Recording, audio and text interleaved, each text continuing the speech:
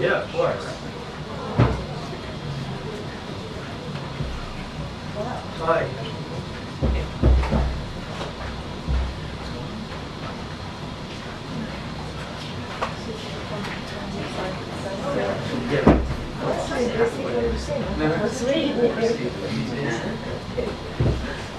Hey, Mike.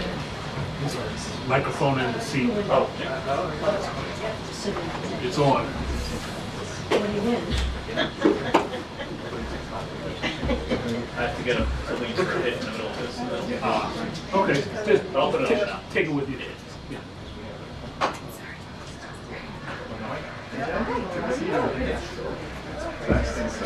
Yeah.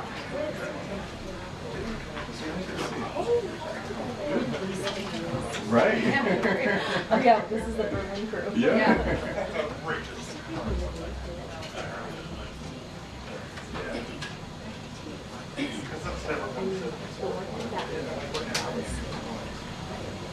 Otherwise it Would have been nice. Yeah.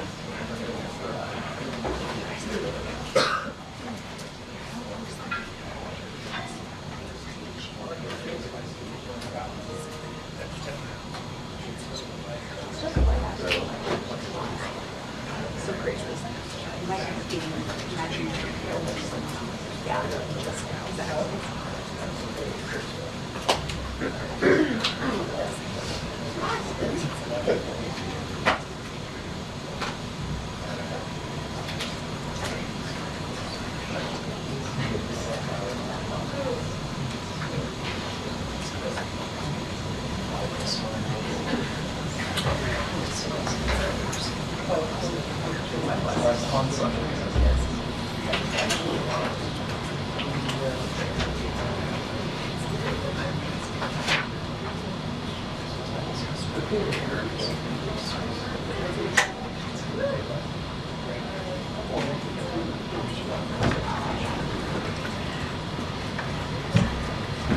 All right, good afternoon, everyone.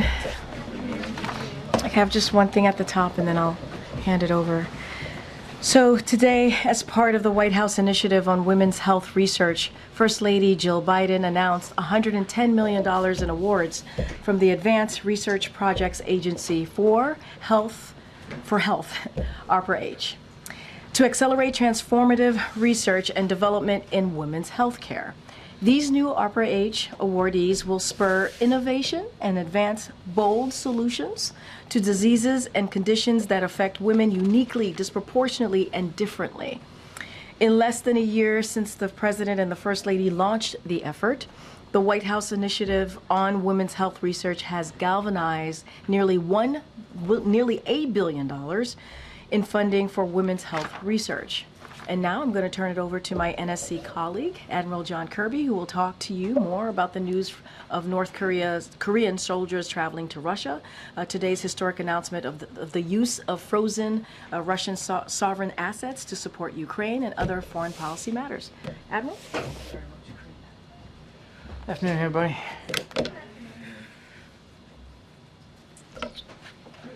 So just before I kick off on those issues, I do want to start by extending our thoughts to the victims of the horrible terrorist attack in Ankara, Turkey this morning.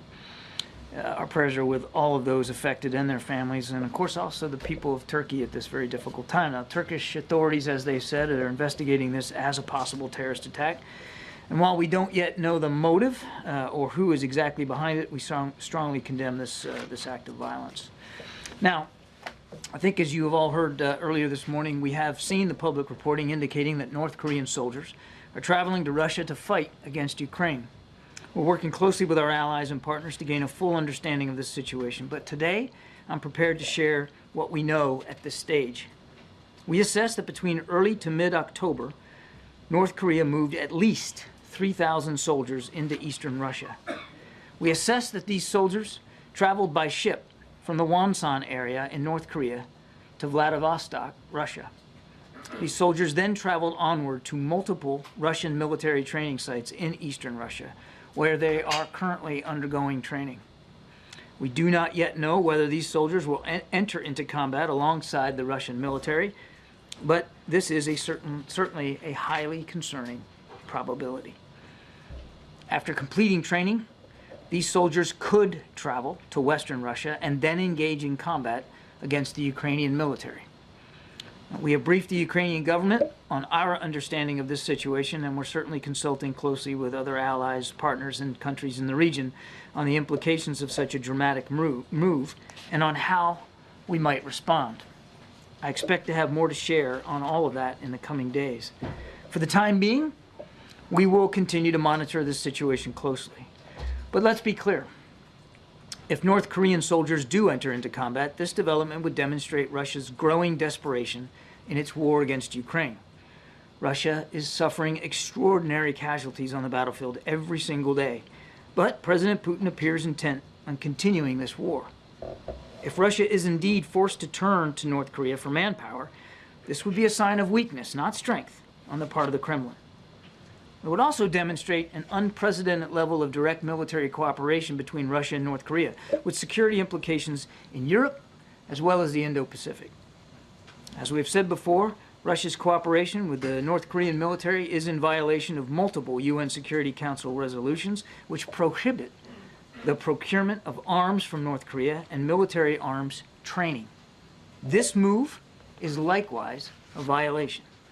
At President Biden's direction, the United States continues to surge security assistance to Ukraine. In just the past week, which I think you've seen, the United States has announced more than $800 million in security assistance to meet Ukraine's urgent battlefield needs.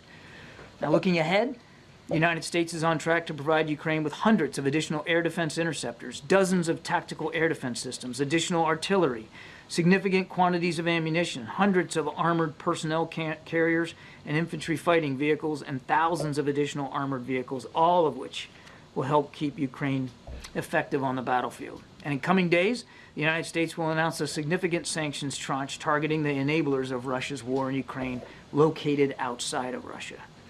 The Ukrainian military continues to fight bravely and effectively, and President Biden is determined to provide Ukraine with the support that it needs to prevail. To that end, the President announced today that of the $50 billion that the G7 committed to loan Ukraine back in June, the United States will provide a loan of $20 billion. The other $30 billion in loans will come from a combination of our G7 partners, including the European Union, the United Kingdom, Canada, and Japan. Now, this is unique. Never before has a multilateral coalition frozen the assets of an aggressor country and then harnessed the value of those assets to fund the defense of the aggrieved party, all while respecting the rule of law and maintaining solidarity. These loans will support the people of Ukraine as they defend and rebuild their country. And it's another example of how Mr. Putin's war of aggression has only unified and strengthened the resolve of G7 countries and our partners to defend shared values. And yep, that's it. Thank you. Sorry. I had an extra page in there and I wasn't sure where it was going.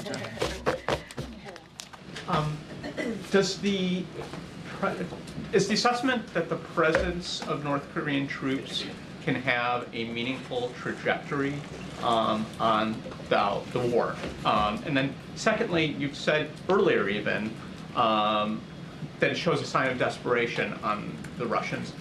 But does it also demonstrate North Korea's commitment to this burgeoning alliance with Russia? And is that in and of itself a broadening and discouraging concern for America?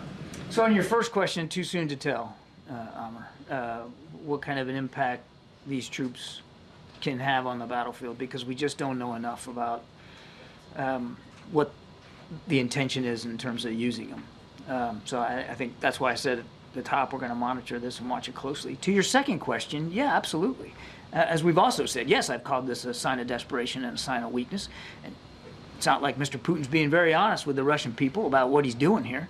I mean, Mr. Peskov, his spokesman just the other day, denied knowing anything about it.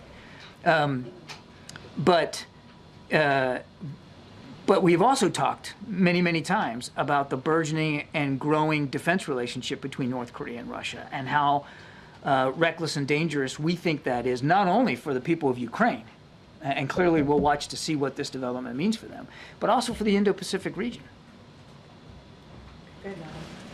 Thank you.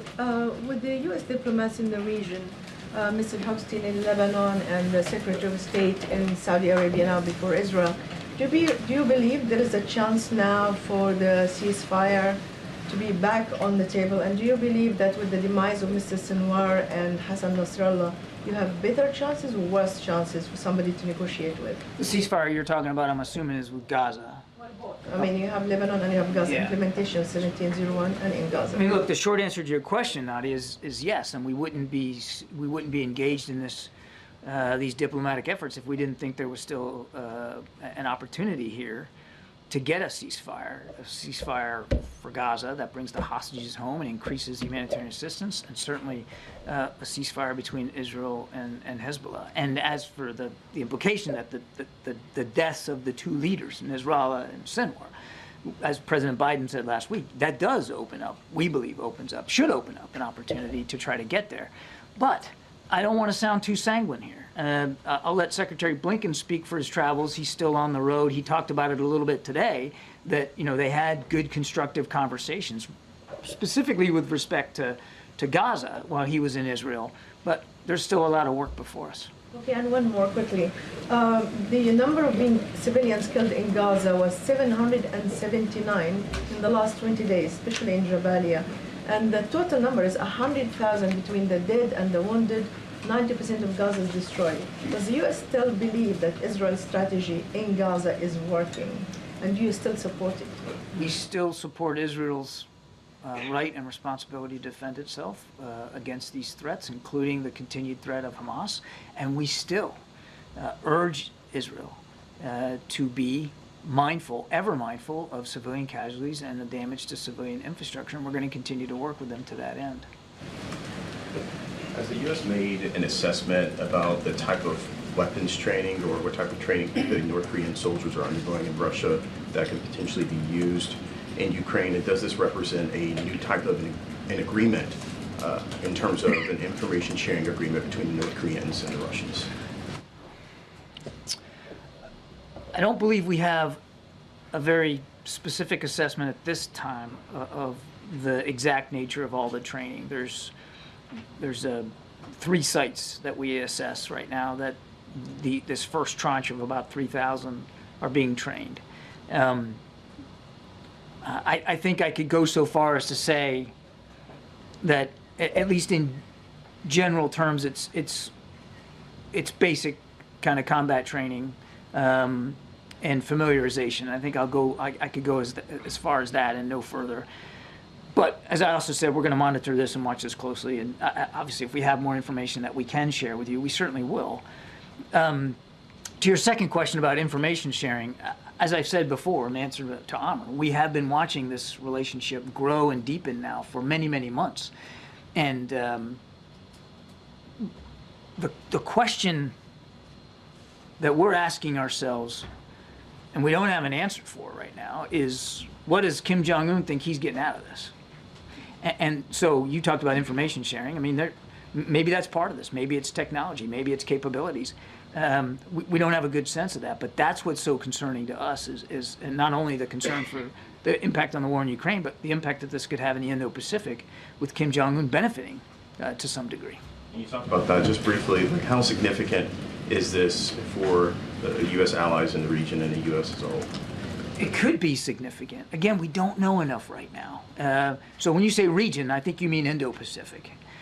Until we have a better sense of what the North Koreans at least believe they're getting out of this, as opposed to what they actually get, it's hard to know and to put a metric on exactly what the impact is in the Indo-Pacific, but it is concerning. It's been concerning. Certainly this development, this willingness of Kim to literally put skin in the game here. Soldiers in Russia for the potential deployment, and we haven't seen them deployed, but for the potential deployment, certainly would connote an expectation that he thinks he's getting something out of this. You mentioned that the U.S. is discussing how we would possibly respond. What are the possibilities for how the U.S. could respond to this? Well, for one thing, we're going to continue to surge security assistance, as I just mentioned in my topper. And you're going to continue to see, the president has made it clear that we're going to continue to provide security assistance all the way up to the end of his administration, for sure.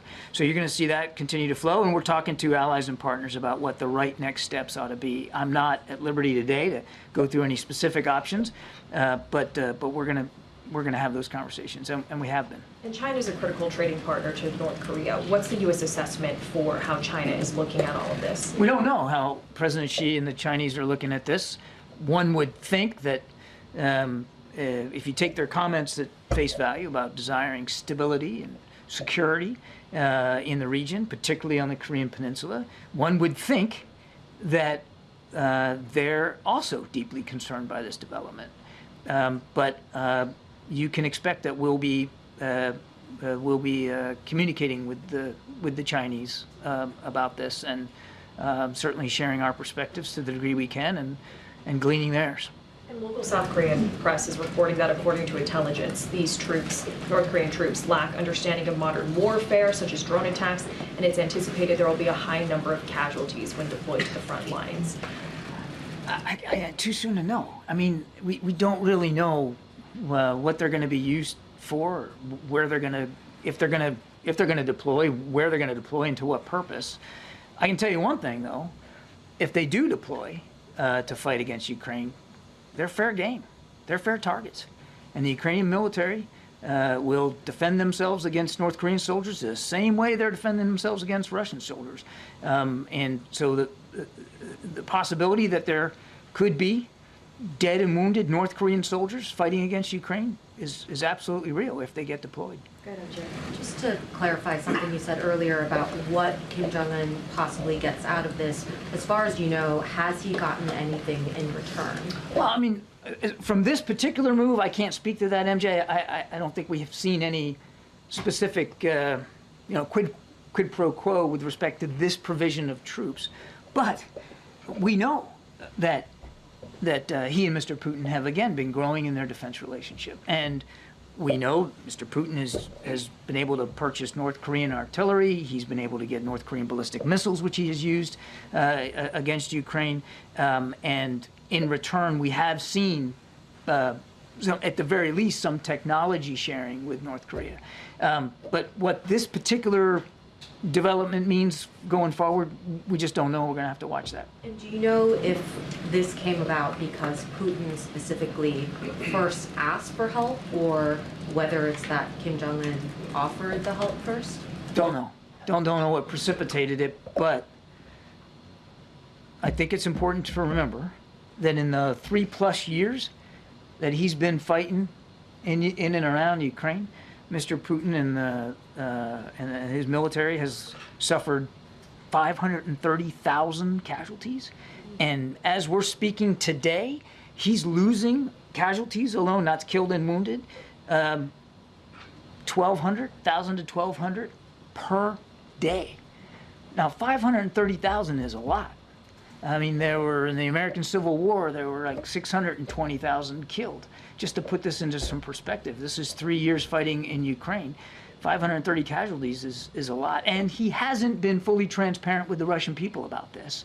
And he hasn't been transparent at all with the Russian people about this particular move, about bringing in North Korean soldiers. So that he has to farm out the fighting to a foreign country, I think speaks volumes about how much his military is suffering and how uncertain he believes, how untenable he believes his situation is. And I guess just, if you had to guess, what would the training even look like given the language barrier? And once these North Korean soldiers are deployed, like what would the command structure It's a great question. I wish we had an answer to it. You're not wrong to highlight the language barrier. I mean, these aren't even similar languages. They're going to have to overcome that. It's not like they have a long, productive history of working together as two militaries, even at all. So that's going to be a challenge. Command and control is going to be a challenge. And this is not a challenge that the Russians have even solved amongst themselves. They're still having command and control challenges, logistics and sustainment, getting things to the battlefield, keeping their troops in the field. They haven't solved that for their own soldiers. So they're going to have to figure that out here too. If in fact they deploy, we haven't seen that. So there are some pretty big challenges they're going to have to overcome. Quick non-Ukraine question. Do you think that Donald Trump meets the definition of fascist? I'm not gonna talk about that stuff. John, there's concern among Democrats on the Hill that Donald Trump's team has not entered into these critical transition agreements with the White House that could potentially, in their words, endanger national security. Is that a concern of yours? Well, look, with the caveat that I'm going to defer to Karine on anything to do with the election and the transition. That's really for her. All I'll say is that no matter how things play out in the election, the National Security Council under Mr. Sullivan's leadership is and will make sure we're ready for proper transition handover.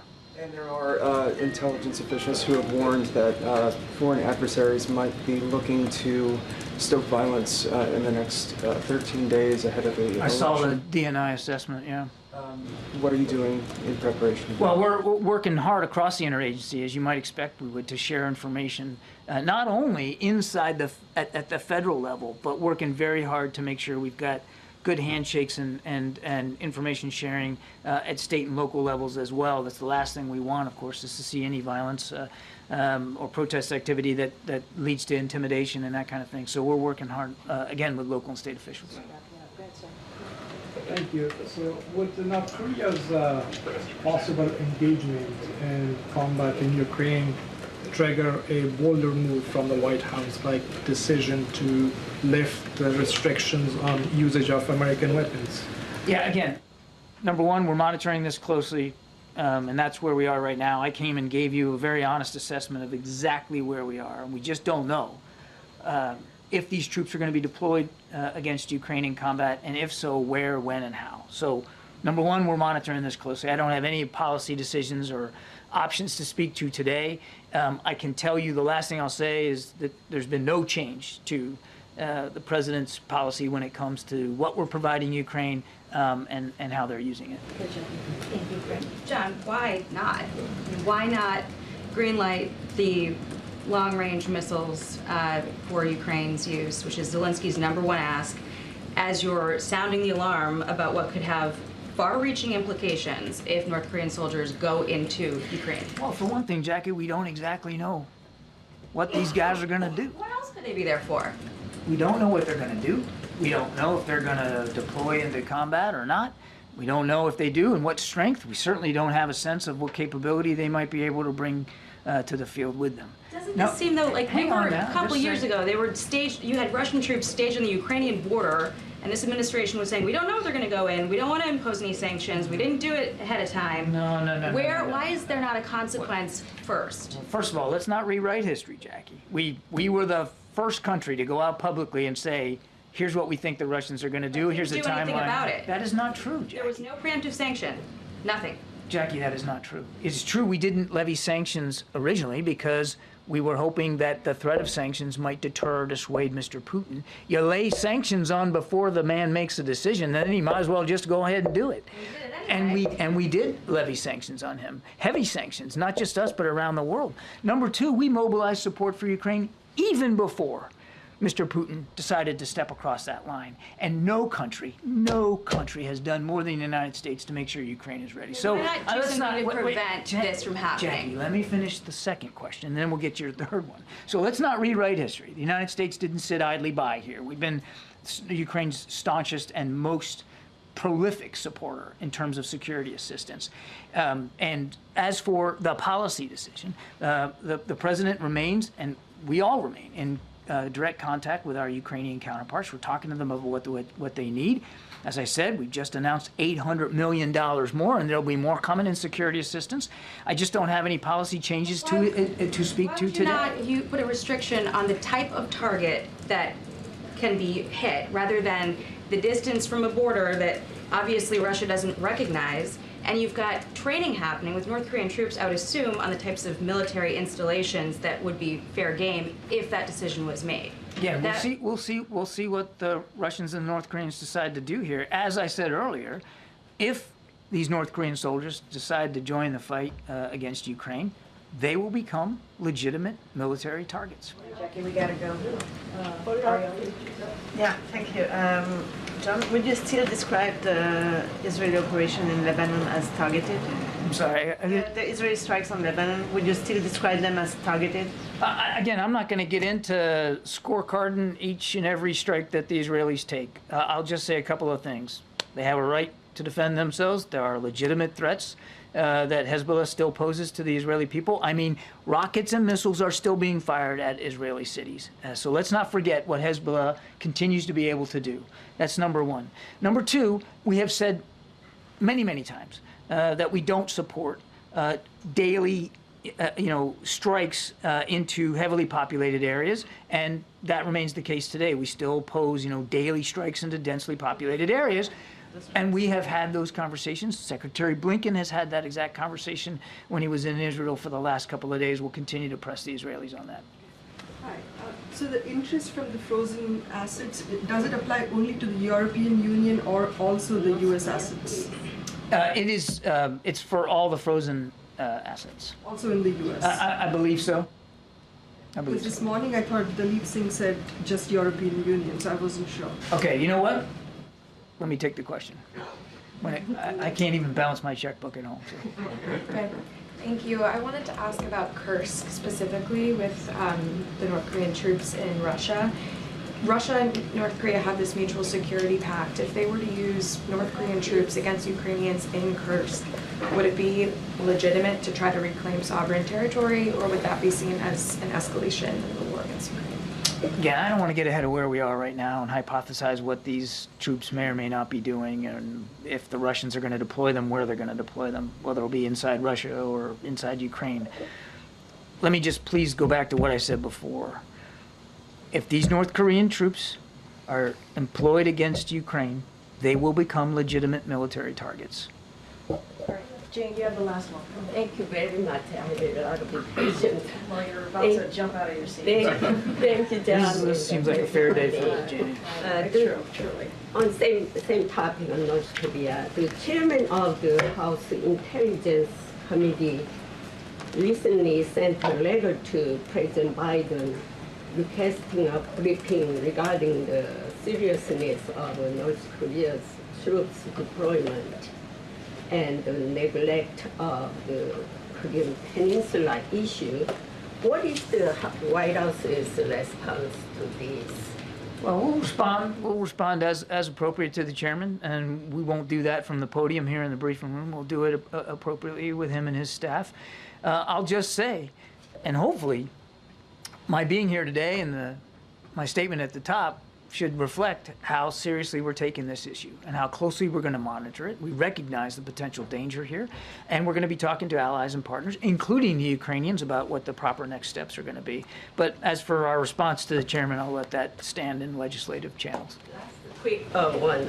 Your colleague said at the State Department briefing that the United States does not reflect other countries' intelligence analysis. So what is your assessment of intelligence cooperation with allies? What did my colleague at the State Department say? Said that at the briefing that the United States does not reflect other countries' intelligence analysis. About the North Korean troops. I just shared with you that today's opening statement was a downgrade of U.S. intelligence of what we're seeing, and I think you can see similarities between what I said today and what our South Korean counterparts have said. Ukrainian intelligence has released information very, very similar. And again, today isn't the end of this conversation. It's quite frankly the beginning of the conversation that we're going to be having with allies and partners, including through the intelligence community. Thank you so much, Admiral. Thank you. Go ahead, Toulouse. Thank you. Thank you. Give me 1 second. Let's let Toulouse take. I know he's been waiting patiently on the sideline. We don't have much time because I have to be in the Oval in about 20 minutes. But go ahead. Can I ask about the McDonald's outbreak, the E. coli outbreak? Yeah. And this follows a couple of big ones that we've seen over the summer, including Forest Head. I think there's another nationwide one. Is the president tracking this? And more importantly, how confident should Americans feel about the food supply right now? So what I would say is the administration's top priority. Its top priority is to make sure that Americans are safe. And so we are taking this very seriously. We're monitoring the situation. CDC, as it relates to McDonald's specifically, is working to determine the source of the outbreak as we speak, as you asked me about the E. coli outbreak. And so what I would suggest is that families, they need to and they must follow the latest CDC guidance. Obviously, we're aware. The president is also aware. And going back to this particular outbreak with McDonald's, I understand that the company has halted sales of product to protect customers, and CDC is certainly in touch with local authorities to prevent infection. So look, we're always concerned when we hear these types of situations, right? Outbreaks, and the president wants to make sure that the American people are safe. So it is certainly a priority for us, and CDC is on top of this and looking into it. And then just one more.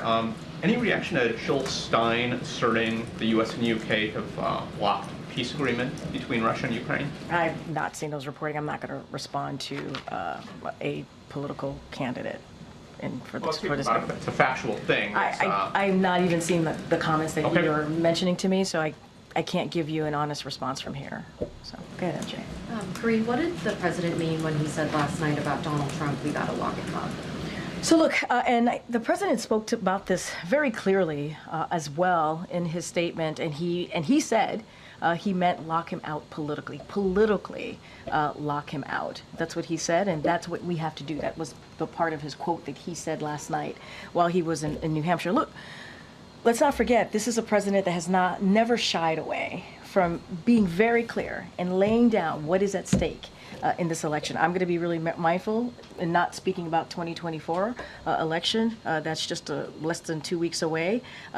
But just speaking to what the president said last night, he made very clear yesterday that he was referring to defeating Donald Trump. That is what he was talking about. He said politically lock him out. That is what he was referring to. Well, he first said twice, lock him up. So you're saying when he said lock him up, he meant defeat Well, it's not Donald what Trump. I'm saying. It's what he said. He said to the he right, exactly. He clarified himself. He wanted to make sure that things were put into context. He wanted to make sure that while not just New Hampshire folks that were there were going to see it, but also the Americans who are watching and pay attention to what the president is saying. He wanted to put it into context, and he himself, this is not me, this is the president himself going back to explain to say that he was talking about politically locking him out. Is the president aware of John Kelly's assertion that Donald Trump meets the definition of a fascist, and that Trump wanted the kinds of generals Hitler had? I mean, look, You have heard from this president over and over again about the threats to democracy, and the president has spoken about that. You've heard from the former president himself saying that he is going to be a dictator on day one. This is him, not us. This is him. And it's not just us, the White House, saying this. You've heard it from officials, former officials that worked for the former president say this as well. So, you know, do we agree? I know that the vice president just spoke about this. Do we agree about that determination? Yes, we do. We do. Let's not forget, I will point you to January 6th. What we saw on January 6th. 2,000 people were told to go to the Capitol to undo a free and fair election by the former president. It was a dark, dark day in our democracy, and a dangerous one. We have people who died because of what happened on January 6th. And, you know, we cannot forget that. We cannot forget that. And so, and I will add this, that, and I can't believe I even have to say this, but our nation's veterans are heroes. They are heroes. They're not losers or suckers, they are heroes. And to be praising Adolf Hitler is dangerous, and it's also disgusting. So just to be clear, when you said we do agree, President Biden believes that Donald Trump is a fascist. I mean, yes, we have said, he said himself. The former president has said he is going to be a dictator on day one. We cannot ignore that. We cannot. And we cannot ignore or forget what happened on January 6, 2021. That is real. Real people were affected by this. Law enforcement who were trying to protect the Capitol, protect elected officials in the Capitol, congressional members, senators, House members. Their lives were ruined because of that day. Because 2,000 people, again, 2,000 people were told by the former president to go there, to find the former vice president, to stop a free and fair election. That is what happened. Some of your colleagues were there, reported it, and saw it for yourself. We cannot forget that. You talk about the context of the president's comments yesterday. I want to put them in the fuller context as well, that the president went to New Hampshire to make a policy argument against Republicans on the issue of prescription drugs, but the majority, more of his comments yesterday were really some of the most dire warnings we've heard from this president yet about a return to a Donald Trump presidency and what it would mean for this country. He talked about world leaders pulling him aside, saying he can't win. He talked about the concern, what it would mean for future generations of America. How concerned is the president at this point, about the state of the race? Is he worried that Trump is on a path to victory? So look, I'm not going to talk about the state of the race. You heard from the president. You just laid out very clearly about what the president talked about yesterday in New Hampshire. He laid out what his thoughts were. He laid out what the stakes are for this country. And this is somebody who cares clearly, very deeply about the future of this country. And so I'm not going to get into what he thinks about the race in this current moment. That is not something that I'm here to do. I am no longer a political pundit. I am the White House press secretary. I speak for the president, but obviously I cannot speak to the 2024 election. And you did talk about something else, right? Where you talked about what he went to do on the official side. And I would read you some quotes here, some headlines that we saw in New Hampshire today from the New Hampshire Press, which I think is really important. Biden Sanders tout prescription drug cost savings at New Hampshire event. Another one, Biden and Bernie Sanders highlight lower prescription drug costs in New Hampshire stop. That is important. The president wanted to go to New Hampshire to talk about what he and the vice president have been able to do in more than 3.5 years. Lowering prescription drugs, beating Big Pharma. He talked about the Inflation Reduction Act. By the way, no Republican voted for that. Now it is popular with Democrats and Republicans, and this is something that is going to change people's lives. And so that's what he was there for. He talked about, let's not forget what they've been, other things they've been able to do, whether it's the bipartisan gun violence protection, being able to do that in a bipartisan way, and dealing with COVID, that put our economy in a downturn. And this president has been able to empowering the economy. And we are now leading as a country in the world when it comes to the economy. So I think he was able to do both things. I think he was able to speak his mind on the political nature of where we are right now, which he spoke to. And I think people in New Hampshire got a sense of what the president is trying to do on behalf of them in talking about lowering costs. We saw that in the New Hampshire papers. So it broke through, and I think that's important. You were with the president last week in Germany when he says he had these conversations with world leaders expressing their dire concern about the election here. What has been his response to those world leaders about that? I'm not going to get into private diplomatic conversations, and I will just leave it there. I'll ask you, NBC News is reporting that the vice president's likely to spend election night here in Washington, perhaps at her alma mater of Howard University. Do we have an understanding yet of where the president will be and how he plans to vote? As soon as you all know, we certainly will share that with all of you. I will say is that the president is certainly looking forward to casting his ballot in Delaware. And so once we have the full information on what his day is going to look like, or what the last couple of days leading up to November 5th will look like, we certainly will share that with all of you. Okay. Since we're talking about scheduling, it is traditional for the president to hold a press conference. Oh boy, I knew that was coming. Can't stop one. You weren't here for the drop by. Were you here for the drop by? Yes, I was. It was great. We'd love to see him again. Yeah. And you know what? He had a really good time. He enjoyed it. So, just an open invitation for the president to follow tradition and do a press conference after the election, which I think is standard and important. I totally hear that, Tam, and I know it is a tradition. I don't want to get ahead of what the schedule is going to look like. As we know, in less than 2 weeks, we will have an important election. Obviously, I'm not speaking about that election specifically, but we want to we will share more as we get closer, and we certainly are tracking that tradition, and we'll certainly have more to share. Are we going to see him with the vice president much in the next couple of weeks? Look, I know you all have asked this question of him, you've asked this question of me. They have, as you know, campaigned together. They've done official events together in the past just couple of weeks. They speak regularly, and I would say the president, you've heard the president just, tout how proud and how he thinks she will be a great leader on day one, which is, he also said in 2020, which is why he chose her as his running mate. And he has said as well, this was the best decision that he's made, and understands that she's going to cut her own path. Said this himself just last week when he was in Philadelphia. Don't have anything to share again on the schedule. I know this is all part of a scheduling question, and we certainly will have more to share as the days, as you know, I mean, one day is like an eternity in this space, as you know. And so less than 2 weeks feels like so far away. So we will have more to share for sure. I just want to follow up on MG's question. Yep. So did the president actually read former Marine General Kelly's comments or listen to them? And do you know how he reacted after doing so? I mean, look, I just gave a really good, I think, a good sense of what the president has said about our reaction here.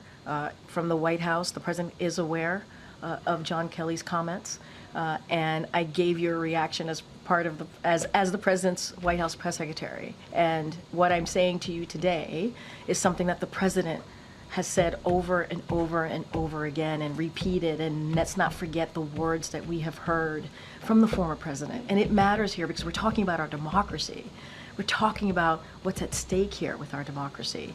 And when you have a former president saying that they will be a dictator on day one, that is something that we cannot forget. And so, the president has spoken about this and given speeches on this, and that's why I continue to point to January 6, 2021, because it's something that we cannot forget.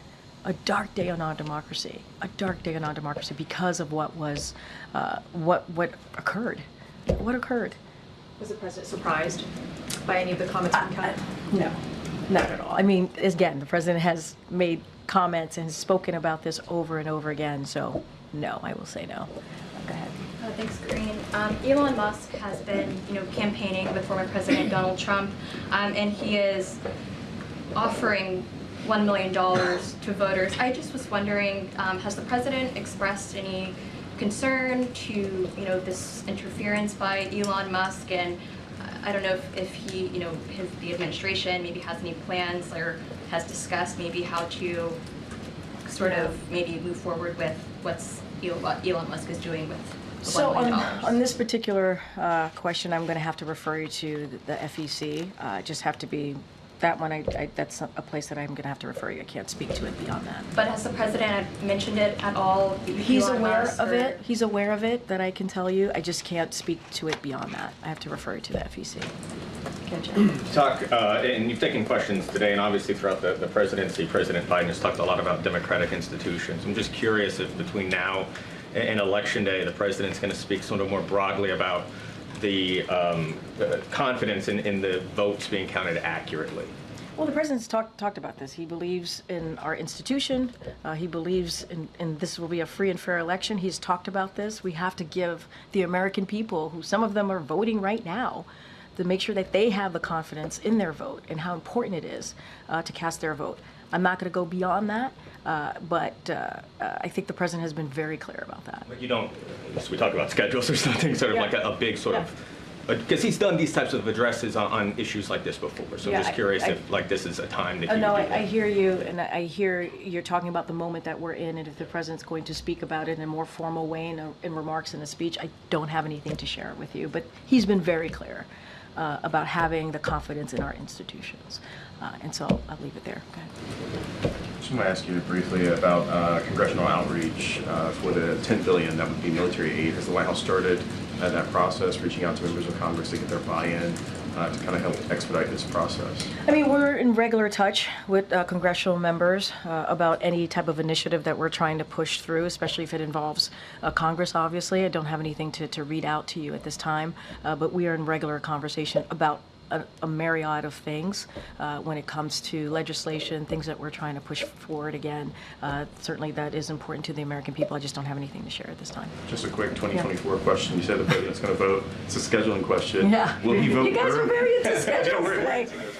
Yeah, I know, into voting- POTUS schedule. Early voting starts in Delaware, obviously, this week. And will he vote early before election day? As soon as we have something to share, I will certainly share that. I appreciate the effort here. The president, I could say for sure, the president is looking forward to casting his ballot.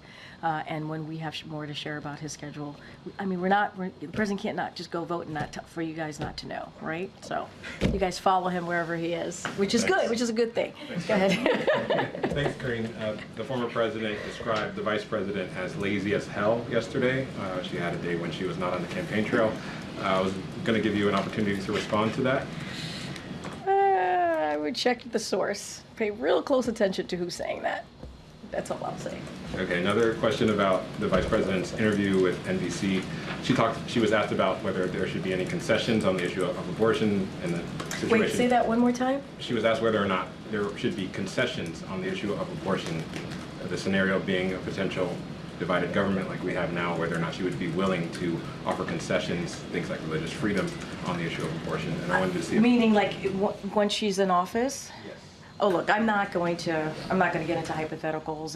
That is something that certainly, you know, when she is in office and becomes and all of the things happen, I'm not going to get into hypotheticals. She's going to make her own decisions and decide what's best for the American people. I can't speak to that at this time. Not going to get into hypotheticals. What you know and what you have seen from this president and this vice president is their commitment to continue to fight for women's rights and continue to call on Congress to reinstate Roe v. Wade, make sure that legislation is put out there, voted on, and so he would sign that, obviously, if that were to happen. And so that is what they both have asked for. That is what we've been saying during this administration. And she has been, obviously, a passionate fighter on that issue, understanding what this means to women, understanding what this means to people's rights and freedoms, and so has this president. And so that's what we're going to continue to see.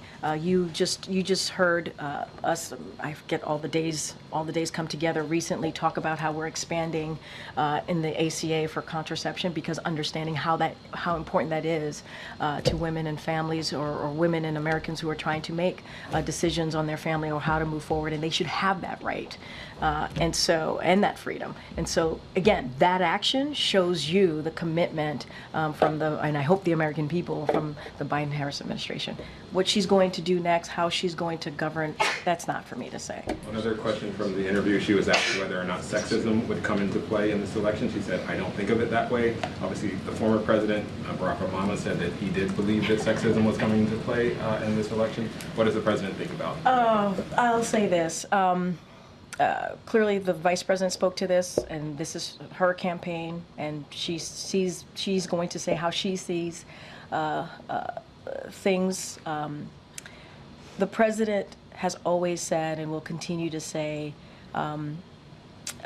that she is ready to lead on day one. And you don't have to just look at her record with him as a critical partner over the last more than 3.5 years as vice president, but as senator, as attorney general, as district attorney. She is someone that has always fought for Americans, fought for people, whether it is citizens in California or more broadly, obviously. And I think that's what the American people, I know that's what the American people want to see. They want to see a fighter. And that's what the president sees in her. And again, just look at what we've been able to do in the more than 3.5 years when it comes to trying to beat back COVID and make sure that we all could come together in this room again without masks and make sure there was a strategy to deal with this pandemic, turn the economy around because of this pandemic. Make sure that schools were open, businesses were open. Now we have a record number of people applying to open up small businesses. They're doing that because they believe that the economy is working for them. Nobody wants to open a small business if they don't think the economy is working for them. Now, there's always a lot more work to be done, and we're going to continue to do that work. You saw what the president did with Senator Bernie Sanders in New Hampshire, in Concord, New Hampshire, answering and laying out what the Inflation Reduction Act has been able to do, saving people $1 billion because of that Inflation Reduction Act, which I may add, Republicans did not vote for. They did not vote for it. I know I'm getting the poll here. Go ahead, John. Thanks a lot, Karine. What's the level of concern that the administration has about election interference specifically from Russia?